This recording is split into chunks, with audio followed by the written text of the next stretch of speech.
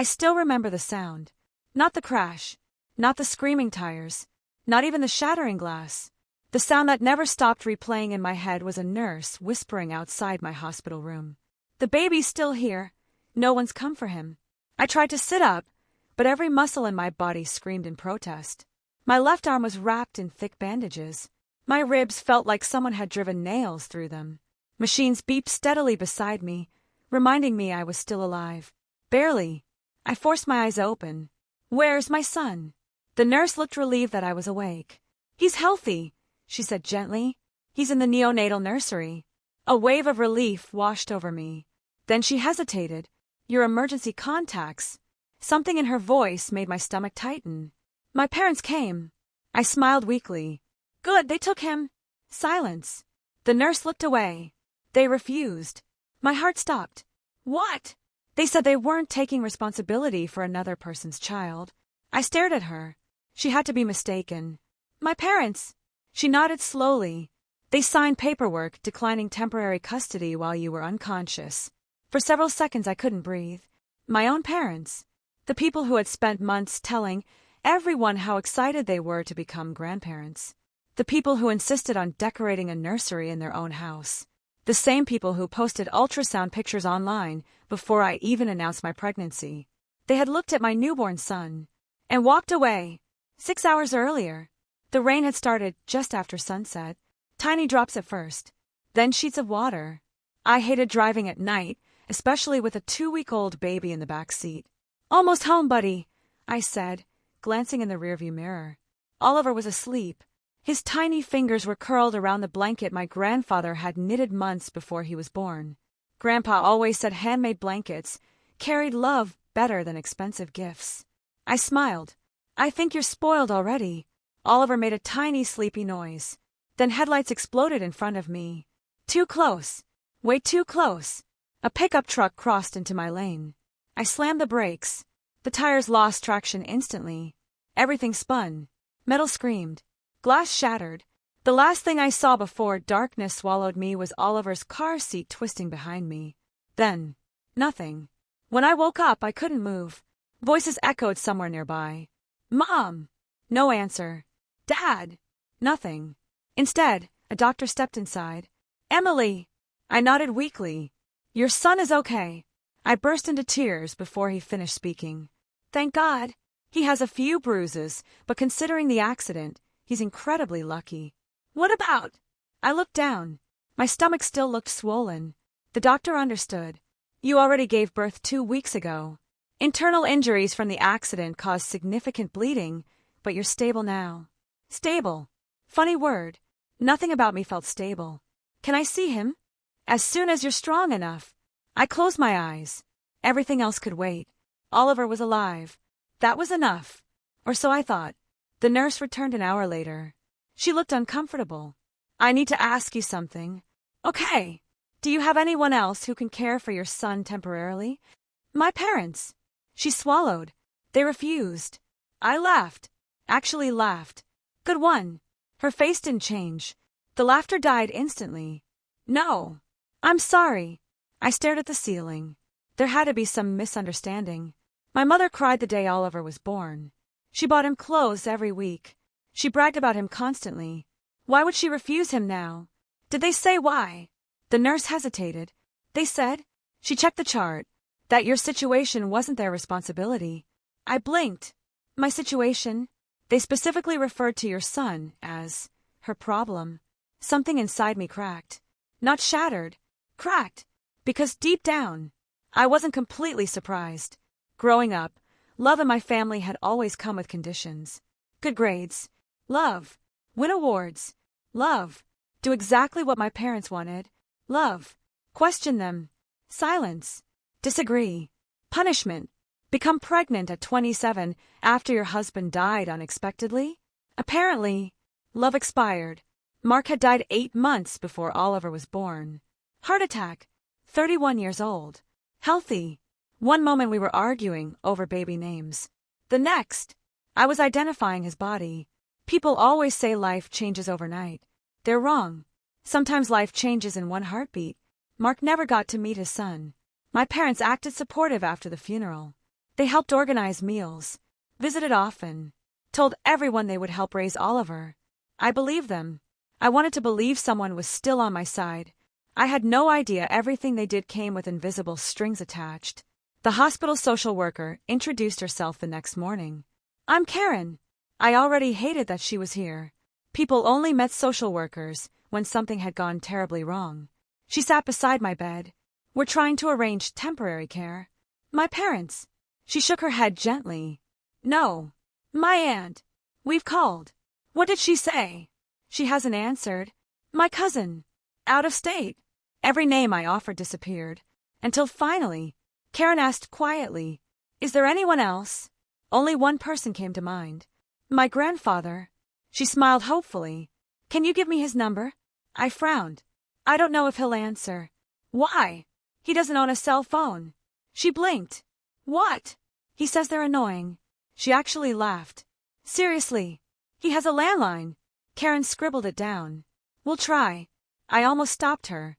Grandpa lived nearly 3 hours away. He was 78. He lived alone on a farm. There was no way. The next few hours crawled. Every minute felt heavier than the last. Nurses wheeled Oliver into my room for feeding. Seeing him erased everything else. His tiny fingers wrapped around mine. His eyes stayed closed while he drank. Perfect. Completely unaware that adults were already failing him. I'm sorry, I whispered. I should have protected you. The nurse smiled kindly. You did. I shook my head. No. She adjusted Oliver's blanket. You survived. So did he. That's protecting him. I wanted to believe her. That afternoon, I heard familiar voices outside. My parents. Finally, I almost cried with relief. Mom entered first. Perfect makeup. Perfect hair. Designer purse. Not a single sign she'd spent all night worrying. Dad followed. Hands in his pockets. Expression blank. I smiled despite everything. You came. Mom nodded stiffly. How are you feeling? I've been better. No one laughed. Dad glanced around the room. So, the baby's okay. I frowned. You haven't seen him? Mom exchanged a look with Dad. We were told he's healthy. You didn't ask to see him? Silence. My heartbeat sped up. Why didn't you take him? Mom sighed dramatically. Emily. No, not that sigh. The one she always used before telling me why I was wrong. You've made a lot of choices. What? This is one of the consequences. I stared at her. I was unconscious. You still chose this situation. What situation? Dad finally spoke. Being alone.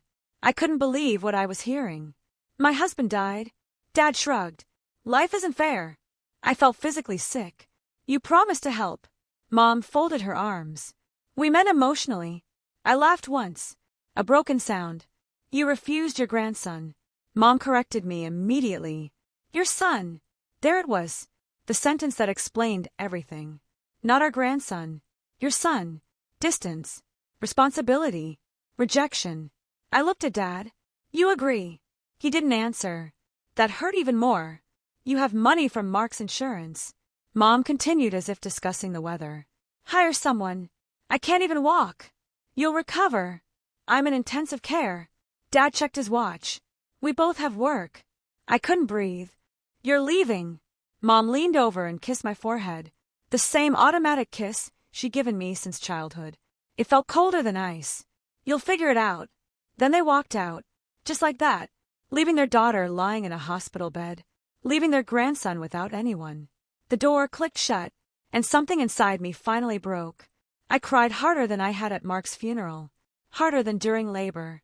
Harder than the night the police knocked on my door. Because grief is one thing, but realizing your parents only loved the version of you they could control. That kind of pain is different. Almost 3 hours later, the sun had begun setting outside my hospital window. Karen returned. Her expression had changed. Different. Hopeful. I reached your grandfather. I smiled weakly. He probably said he couldn't make the drive. She shook her head. He didn't say much. What did he say? Karen smiled. He asked one question. What? Which hospital? I frowned. That's it. She nodded. Then he hung up. My heart sank. Maybe the line disconnected. Before Karen could answer, a deep, familiar voice echoed down the hallway. "Where's my granddaughter?" I froze. It couldn't be. Heavy boots struck the hospital floor. One step after another. Every nurse in the hallway turned to look. Then the door opened. There he stood. Mud still clung to his work boots. His faded denim jacket was soaked from the rain. Gray hair stuck out beneath his old baseball cap. His weathered hands trembled slightly, not from age, but from anger. He looked around the room once. His eyes landed on me, then on the empty bassinet beside my bed. His jaw tightened. Very quietly, he asked the nurse, "Who left this baby alone?" The room fell completely silent. And for the first time since the accident, I knew someone had finally come who wasn't going to walk away. Grandpa never raised his voice. That was what made people listen. He wasn't the kind of man who pounded tables or threatened anyone. He had spent 40 years working his farm, surviving droughts, floods, broken machinery, and the death of his own wife. Life had sanded away every unnecessary word. When he asked, "Who left this baby alone?" the entire room seemed to stop breathing. The nurse glanced toward me before quietly explaining, "Sir, your granddaughter was unconscious after the accident. We contacted her emergency contacts, and they declined temporary custody." Grandpa didn't blink. "They? My parents," I whispered. For a moment, he simply stared at me. His eyes softened with heartbreak. Then they hardened in a way I had never seen before. "I see." That was all he said. No shouting, no disbelief, just 2 words. But somehow they carried more disappointment than 100 angry speeches ever could. He walked to my bed and carefully wrapped his rough hand around mine. "You scared me, Peanut." I laughed through fresh tears. "I haven't been called that in years. You'll always be Peanut." His thumb brushed the back of my hand. "When Karen told me there'd been an accident, I thought." His voice cracked. Grandpa never cried. The closest he'd ever come was the day Grandma was buried. Now he cleared his throat and looked toward the window. I thought I was too late. So did I. We sat in silence. Then he asked the question no one else had. "How bad do you hurt?" I almost smiled. Doctors had asked me to rate my pain from 1 to 10. Nurses had asked where it hurt. Insurance representatives had already called asking about the accident. Grandpa simply wanted to know how I was. "Pretty bad." He nodded. "Okay. No lecture. No fake optimism. Just acknowledgement." Sometimes that was enough. A nurse wheeled Oliver into the room. Grandpa looked over. Then he froze. Every line in his weathered face softened. He stepped closer, so slowly it looked like he was afraid the baby might disappear. "Well." His voice barely rose above a whisper. "So this is the little man." Oliver yawned. Grandpa smiled. "I've seen calves louder than you." The nurse laughed. Grandpa reached one finger toward Oliver's tiny hand. Instantly, my son grabbed it. Grandpa inhaled sharply. "Oh." His eyes filled with tears. "There you are." Something inside me unraveled. For 2 days I had watched doctors, nurses, technicians, and social workers handle Oliver with professional care. Grandpa was the first person who looked at him like family, like he belonged. "Can I hold him?" Grandpa asked. The nurse nodded. A minute later, Oliver rested against Grandpa's chest. He looked impossibly small in those worn flannel clothes. Grandpa rocked, gently without realizing he was doing it. "You know," he whispered to Oliver, "your daddy would have been proud." I looked away before I started crying again. Mark had loved Grandpa. They bonded over fixing tractors and arguing about baseball. After Mark died, Grandpa had been the only person who never treated me like I was broken. He treated me like I was grieving. There was a difference. The social worker returned carrying several folders. "Mr. Bennett." Grandpa looked up. "That's me. We'll need temporary guardianship paperwork." "Fine." She hesitated. "There are some financial responsibility forms as well." Grandpa reached into the pocket of his old jacket. Out came a checkbook. "I'll pay whatever needs paying." "Sir, you don't even know the amount." He shrugged. "My granddaughter's alive." He looked down at Oliver. "My great-grandson's alive. What else matters?" Karen smiled. "I wish more families thought like that." Grandpa signed every document without reading the total. Not because he was careless, because he trusted that people came before money. An hour later, after Oliver was asleep again, Grandpa pulled a chair beside my bed. "I stopped by your apartment." I frowned. "Why?" "I figured you'd need clothes." Oh, and diapers. I have some. You had some. He looked uncomfortable. The accident. My stomach tightened. What happened? The police had the car towed. I know. The tow company let me collect your belongings. His expression changed. There wasn't much left. I closed my eyes. Oliver's stroller, his diaper bag, my purse, Mark's framed photo I'd kept on the dashboard. Gone. I found this. Grandpa handed me a small plastic evidence bag. Inside was Mark's wedding ring. The chain I'd worn around my neck had snapped during the crash. The ring had survived. I wrapped my fingers around the bag and cried silently. That evening another visitor arrived. Not family. Officer Daniel Ruiz. He removed his cap respectfully. Miss Bennett. Yes. I'm following up regarding the collision. I nodded. What happened? The other driver survived. Relief. Then confusion. He crossed into my lane. He did. So. Officer Ruiz opened a notebook. He admitted looking at his phone. My chest tightened. He never braked. What? He says he didn't see your vehicle. A text message. A stupid text message. That was all it took to destroy lives. Will he be charged? Most likely. Most likely. Not definitely. Just another reminder that justice moved slower than pain. After he left, Grandpa remained unusually quiet. Finally I asked, "What are you thinking?" "The world changes." "What do you mean?" "When I was your age." He rubbed his hands together. "If someone hurt a family, they came and apologized." He looked toward the hallway. "Now everyone hires lawyers." He wasn't wrong. The next morning I woke to raised voices outside my room. "Mom." Again. "I have every right to see my daughter." A nurse answered firmly. "She asked for no visitors. I am her mother." I reached for the call button. "Let her in." Grandpa looked at me carefully. "You sure?" "No. But I'm tired of hiding." Mom walked inside carrying flowers. White lilies. My favorite. Normally.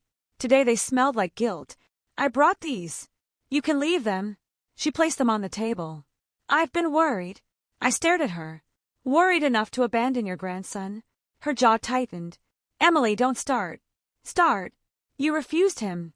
"I had reasons." "Name one." She hesitated. Then, "We've already raised children." I blinked. So helping for a few days was impossible. It wouldn't have been a few days. "You don't know that." "I know you." The words landed harder than she realized. "What does that mean?" She sighed dramatically. "You've always depended on people." I actually laughed. "I worked 2 jobs through college. You still called home. My husband died. You inherited enough money. So because I received life insurance, I couldn't finish." She wasn't making sense. No. She was. Money. Everything always came back to money. "I know about the insurance payout," she continued quietly. "There it is. You have enough to hire help. I wanted family. You wanted free childcare." I stared at her. Was this really my mother? "You think that's why I asked?" "What else?" I felt numb. "Because I trusted you." Silence. Grandpa stood slowly. "I think it's time you leave." Mom looked offended.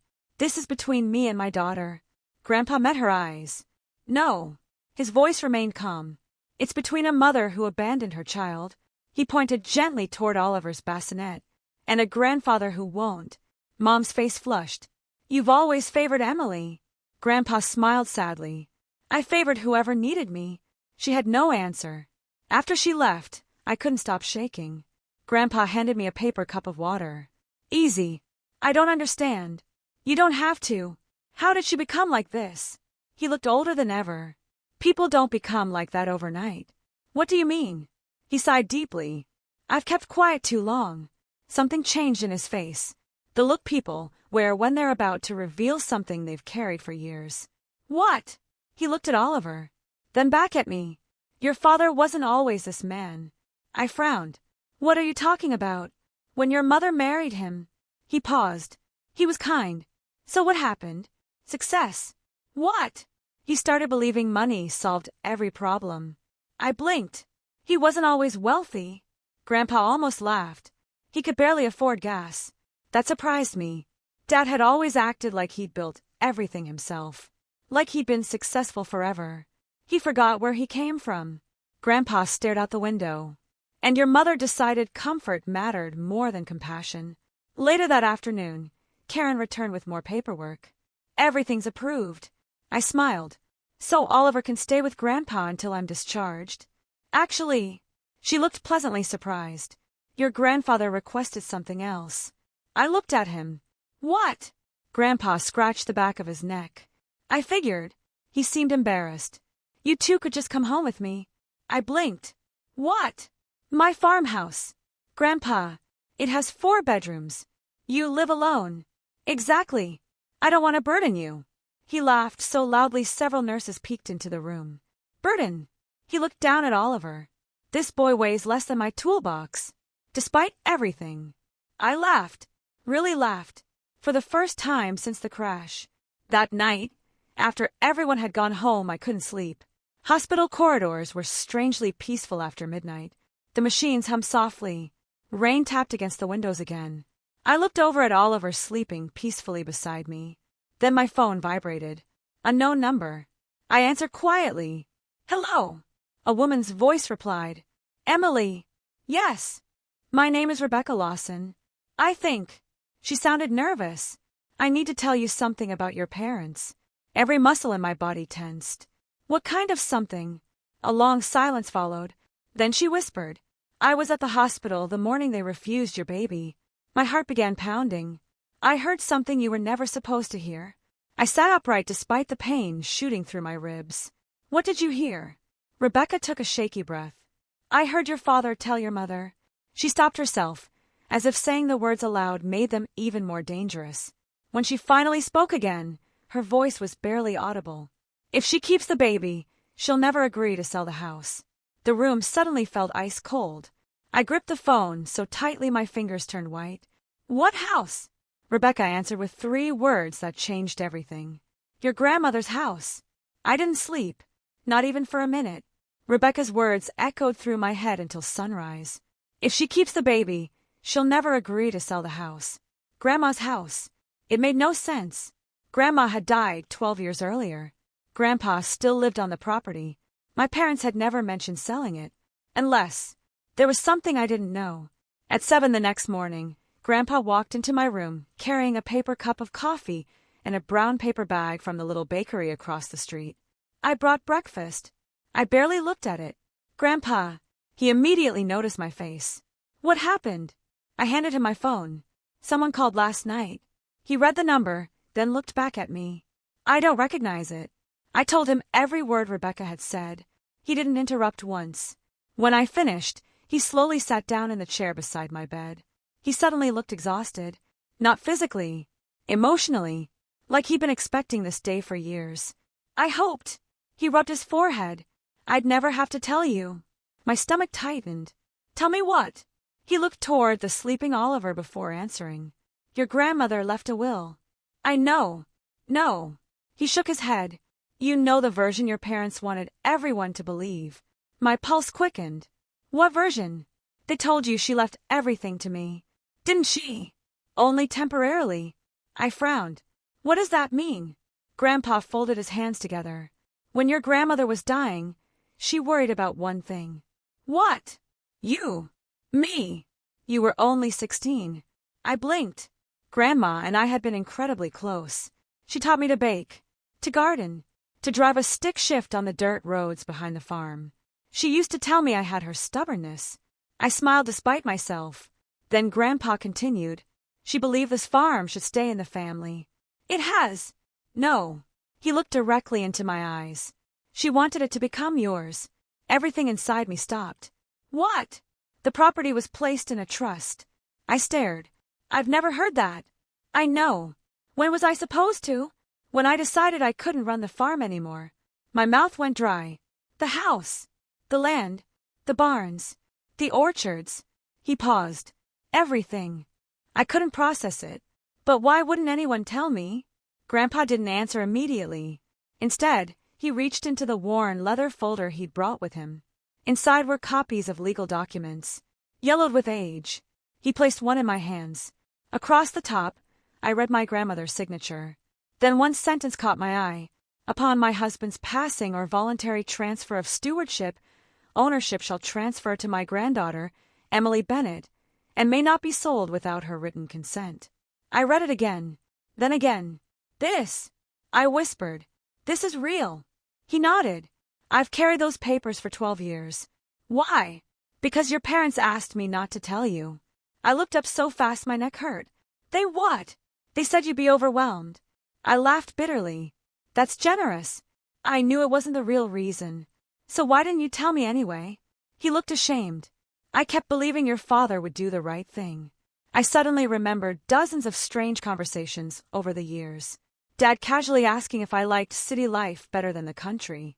Mom saying the farm was too much responsibility. Random comments about developers buying nearby land.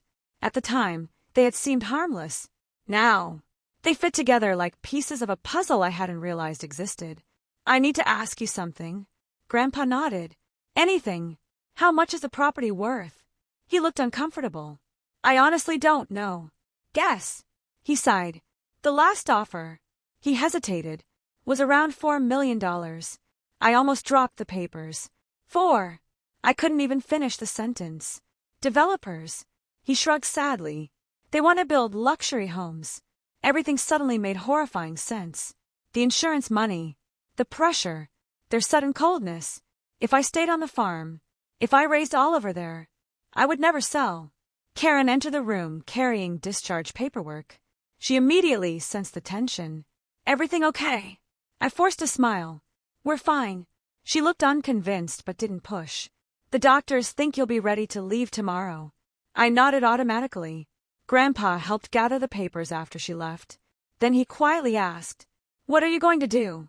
I looked at Oliver, sleeping peacefully, completely unaware that adults were fighting over land while he fought to learn how to breathe and eat. I'm done running. That afternoon I called Rebecca. She answered immediately. I wasn't sure you'd call. I need to know everything. She hesitated. I worked in hospital administration. So you heard them? I wasn't trying to eavesdrop. What exactly did they say? Rebecca took a deep breath. Your mother asked whether refusing temporary custody would force you to reconsider your future. My blood ran cold. And your father said? She paused. She'll come around when she realizes she can't manage a newborn alone. So they planned this. I don't know. They knew I'd have no one. Rebecca's silence was answer enough. Why are you telling me now? She sounded guilty. Because I have a daughter. What does that have to do with anything? If someone treated her that way. Her voice broke. I'd hope another mother would speak up. For the first time in days, a stranger made me feel less alone than my own parents. The next morning, I was discharged. Walking out of the hospital felt impossible. Every step sent pain through my ribs.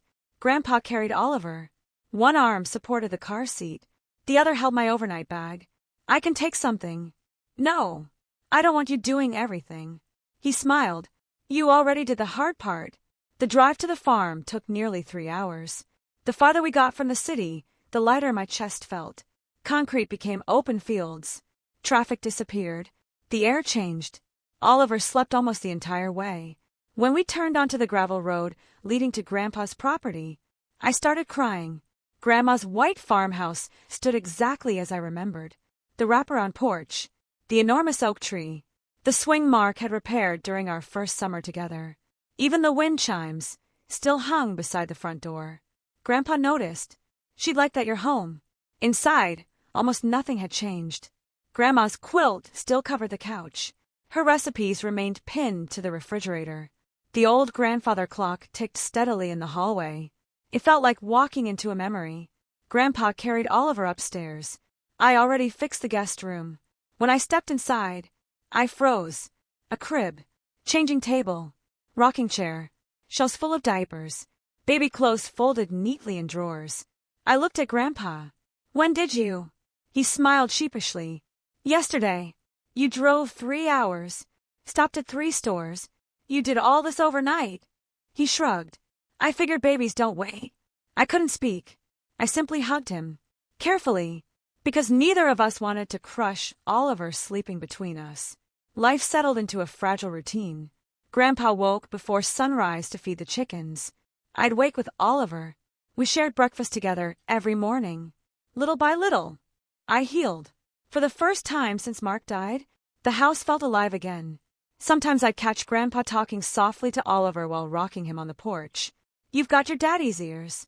Or, "Don't tell your mama, but someday we'll teach you to drive the tractor." It was impossible not to smile. 10 days later, everything changed again. A black luxury SUV rolled slowly into the driveway. I recognized it immediately. Dad. He climbed out wearing an expensive suit. Mom followed. She carried a pie, as if we were having Sunday dinner. Grandpa looked out the kitchen window. "They've got nerve. I'll handle it." "You don't have to." "Yes." I did. I stepped onto the porch holding Oliver. Mom smiled instantly. "Oh, let me see my grandson." I took one step backward. "No." Her smile disappeared. "Emily, you already made your choice." Dad cleared his throat. "We're here to talk." "I'm listening." "Not outside." "We're staying outside." Grandpa remained silently behind the screen door, watching, waiting. Dad folded his hands. "We've all said things we regret." "No." I answered calmly. "You said exactly what you meant." Mom tried a softer tone. "We were under stress. I was unconscious." Silence. "We've come to apologize." I waited. Nothing. No apology came. Instead, Dad said, "We should discuss the future." There it was. Not family. Not Oliver. Business. What future? The farm. I laughed once. "So that's why you're here." His expression didn't change. "It isn't practical for your grandfather anymore. He seems fine. He can't maintain this forever." Grandpa opened the screen door. "I wasn't aware anyone asked your opinion." Dad ignored him. "We've received another offer." "I don't care." "You should." He pulled a folder from his briefcase. "The developer increased the price." "I didn't touch it." "I'm not selling." Mom's patience cracked. "You haven't even looked." "I don't need to." Dad finally lost his calm. "You don't understand how much money this is." I looked down at Oliver, then back at my father. "You don't understand how little I care." His jaw tightened. "Emily." "No." "You inherited responsibility." "I inherited family." He took a step closer. "You inherited land." I met his eyes. "And that's why you abandoned your grandson." The words hit like a slap. Neither of them denied it. Not one word. Grandpa saw it too. His face changed. Not anger. Recognition. As though he'd just witnessed the final piece of proof he'd been waiting for. He slowly walked down the porch steps, stopped beside me, then looked directly at his son. "I've defended you for years." Dad said nothing. "I kept believing there was still something decent inside you." The silence stretched. Then Grandpa reached into his pocket and pulled out another envelope, one I'd never seen before. He looked at me. "I prayed I'd never need this." "What is it?" His eyes stayed on Dad. "It's the letter your grandmother wrote the night before she died." Dad's face turned completely white. For the first time in my life, I saw fear in my father's eyes, and I realized he already knew exactly what was inside. I'd never seen my father afraid before. Angry. Hundreds of times. Disappointed. Constantly. Cold. That was practically his default expression. But fear. Fear looked strange on him. It drained the color from his face and stole every rehearsed word he'd walked into the yard with. Grandpa held the envelope between two weathered fingers. "You remember this, don't you?" Dad swallowed. "We don't need to do this." "No." Grandpa's voice stayed calm. "I think we should have done it years ago." Mom stepped forward. "Harold, this isn't necessary." "It became necessary the moment you left my great-grandson alone in a hospital." The wind rustled through the oak tree behind us. Oliver stirred against my shoulder but didn't wake. I gently rocked him while watching the three people I'd called family my entire life stand in complete silence. Grandpa handed me the envelope. "It belongs to you." My fingers trembled as I broke the old seal. The paper inside was yellowed with age. I recognized the handwriting instantly. Grandma. Every birthday card. Every Christmas note. Every recipe she'd ever written. It was unmistakably hers. Across the top she had written, "For Emily, when she is ready to know the truth." My vision blurred. I took a shaky breath and began reading aloud. "My sweet Emily, if you're reading this, it means your grandfather has decided the time is finally right. First, know this. You have always been enough. Never let anyone convince you that your worth depends on money. success, marriage, or pleasing other people. I worry about your parents, not because they don't love you, but because they've begun loving comfort more than people. I've watched ambition slowly replace kindness. I've watched your father become someone who measures every decision in dollars. I've watched your mother mistake agreement for loyalty. I hope I'm wrong. I pray they remember what truly matters. But if they don't, I want you to have one place in this world where no one can force you to leave. That is why this farm will one day become yours. Not because land is valuable, because home is priceless. Protect it if it brings you peace. Sell it only if your own heart tells you it's time. Never because someone pressures you. And remember this above everything else. The people who stand beside you when life is hardest are your true family. Love, Grandma. By the time I reached the end, I couldn't see the page anymore. Tears poured down my face. Grandpa quietly placed a hand on my shoulder. I've read that letter 100 times. Dad stared at the ground. Mom couldn't even look at me. So, I whispered. She knew. Grandpa nodded. Years before she got sick. She knew they'd try to sell the farm. She suspected. And she trusted you. I promised I'd protect her wishes. He looked ashamed. I should have told you sooner. I shook my head. No. You deserve the truth. I have it now. Dad finally spoke. This has gone far enough. I slowly folded Grandma's letter. No. It hasn't gone nearly far enough. He looked irritated. You've become emotional. I laughed quietly. My husband died. I looked down at Oliver. I almost died. You refused my newborn son. I met his eyes. And somehow you still think emotions are the problem. Mom stepped closer. We made mistakes. Mistakes. Yes. A mistake is forgetting someone's birthday. My voice remained calm. Walking away from your unconscious daughter and her newborn grandson was a decision.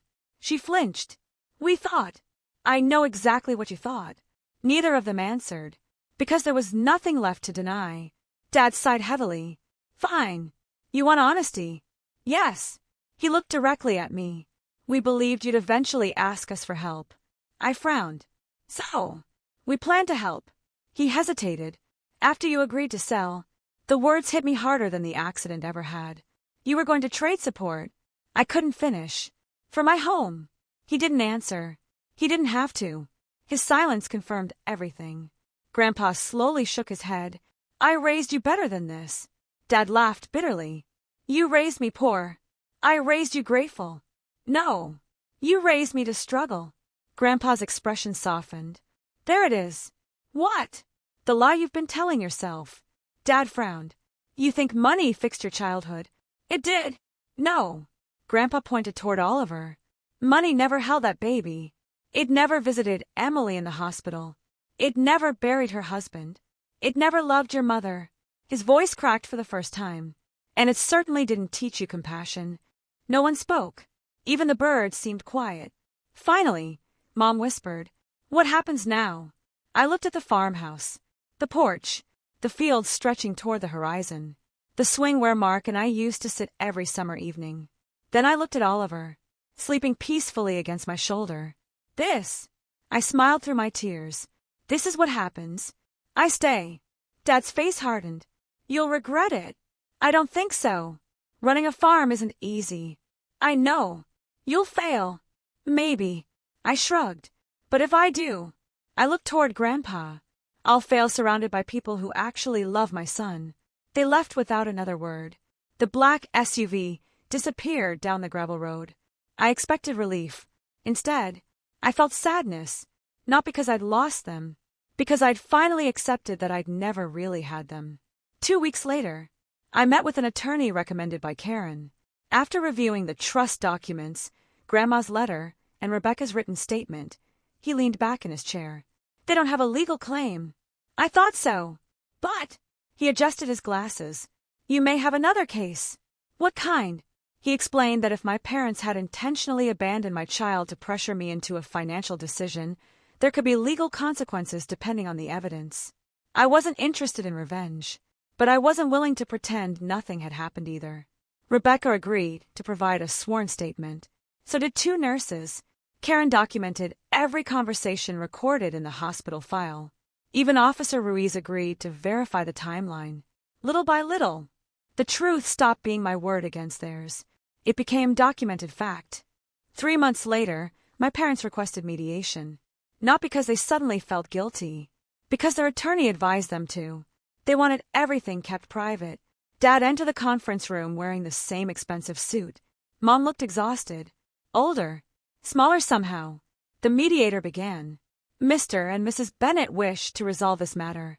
I simply nodded. Dad cleared his throat. We're willing to apologize. I waited. He looked uncomfortable. I'm sorry. The words sounded rehearsed, practiced, empty. Then Mom surprised everyone. She started crying. Not politely, not dramatically, genuinely. I failed you.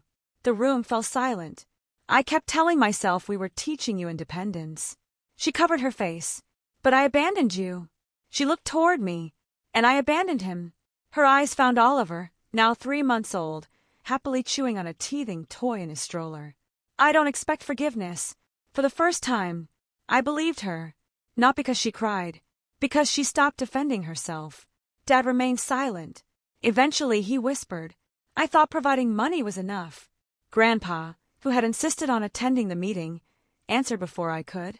That's because somewhere along the way, he smiled sadly. You forgot what being provided for actually feels like.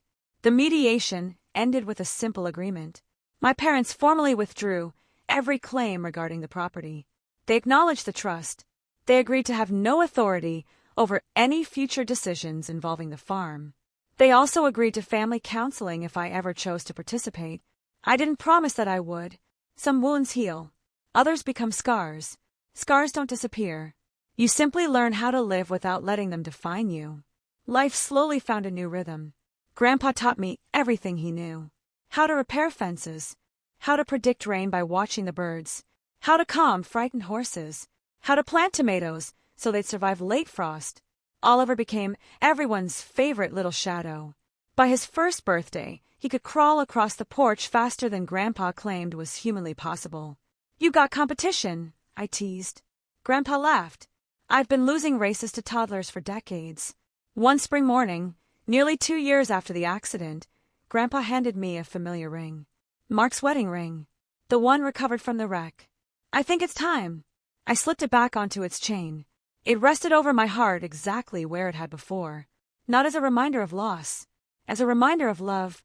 There's a difference. That afternoon, I carried Oliver, now a curious toddler, to Grandma's garden. We planted a tiny oak sapling together. What's this for? He asked in his little voice. I smiled. It's for the people who came before us. He patted the dirt proudly. And me. I kissed the top of his head. And for the people who come after. Sometimes people ask how I survived losing my husband, nearly losing my life, and discovering the truth about my parents all at once. The answer surprises them. I didn't survive because I was strong. I survived because one man refused to let me face it alone, while everyone else calculated what I was worth. My grandfather simply asked, "Where's my granddaughter?" He never cared about the insurance money. He never cared about the farm. He never cared about the inheritance. He cared about people. And because of him, my son grew up knowing that family isn't defined by blood, obligation, or shared last names. Family is the person who walks through the door when everyone else walks away. As for the farmhouse, I never sold it. Some evenings, after putting Oliver to bed, Grandpa and I still sit on the old porch swing. The wind chimes Grandma loved still sing in the breeze. The fields glow gold as the sun disappears behind the hills. And every time I hear Oliver's laughter echo across the yard, I think about Grandma's letter. She was right. A house can be bought. Land can be sold. Money comes and goes. But a home built on love is the one thing no one can ever take from you.